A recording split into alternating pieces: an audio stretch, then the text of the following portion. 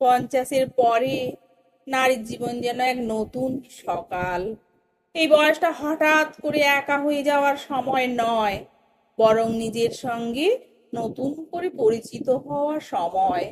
সারা জীবন যিনি শুধু দিয়েছেন স্বামী, সন্তান, সংসার, সমাজের দিকে তাকিয়ে চলেছেন, 50-এর পর তার সময় আসে নিজের দিকে তাকানোর, নিজের অস্তিত্বকে বোঝার, বাঁচার সময় এখন।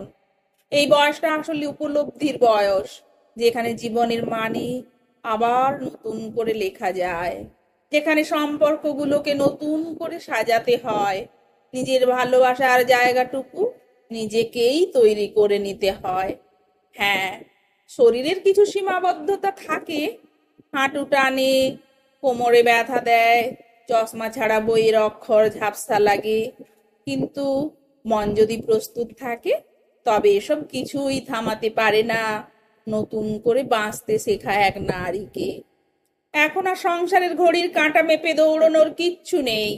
এখন দরকার নিজের মনের ঘরটা গুছিয়ে নেওয়া। যে বইগুলো এক সময় কিনে তুলে রেখেছিলেন, এখন সময় সেগুলো পড়ার। যে গানগুলো শুধু অন্যকে শুনিয়েছেন, এবার সময় নিজের কানে পড়ে যাওয়ার মতো করে শোনার। যে ব্যালকনিতে দাঁড়িয়ে শুধু কাপড় শুকিয়েছেন, এবার সময় সেখানে দাঁড়িয়ে নিজের শূন্যতা শুকিয়ে নেওয়ার। বন্ধু বানান নিজের সঙ্গে, একটা সিনেমায় একা দেখে ফেলুন, একটা চায়ের কাপ হাতে ছাদে উঠে পড়ুন বিকেলের আলোয়। কেউ পাশে থাকবে, কেউ থাকবে না, তা নিয়ে আর অত ভাবার কিছু নেই। এই একাকিত্বই একদিন আপনার সবচেয়ে নিরাপদ আশ্রয় হয়ে উঠবে। নিজেকে সময় দিন, নিজেকে ভালোবাসুন, নিজের মনের ইচ্ছেগুলো আবার জাগান। চুলে একটু রং লাগান চাইলে, ঠোঁটে হালকা লিপস্টিক দিন, শাড়ির রংটা নিজের মনের মতো করে বেছে নিন। বয়স কোনো প্রতিবন্ধকতা নয়, বরং সময়ের অভিজ্ঞতায় গড়ে ওঠা এক মহিরুহ আপনি।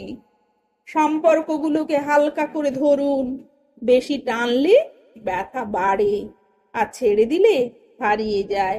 তাই ভারসাম্য বজায় রাখুন, ভালোবাসুন, পাশে থাকুন, কিন্তু নিজেকে না হারিয়ে। জীবন তো এমনই, যতই দিন যায় ততই শেখায় কম নিয়ে বাঁচতে। যে জিনিসটা আজ হারালেন, কাল তাকে ছাড়া বাঁচার পথটাও নিজেই খুঁজে নেবেন। আপনার হাসিটা এখন সবচেয়ে মূল্যবান, আর এই হাসিটা যেন কারুর অনুমতির অপেক্ষা না করে নিজের ইচ্ছেতেই ফুটে ওঠে। 50 পেরিয়ে শুরু হোক জীবনের নতুন অধ্যায়, নির্ভরতা নয়, নিজেকে জানার, নিজের মতো করে বাঁচার এক নিঃশর্ত যাত্রা।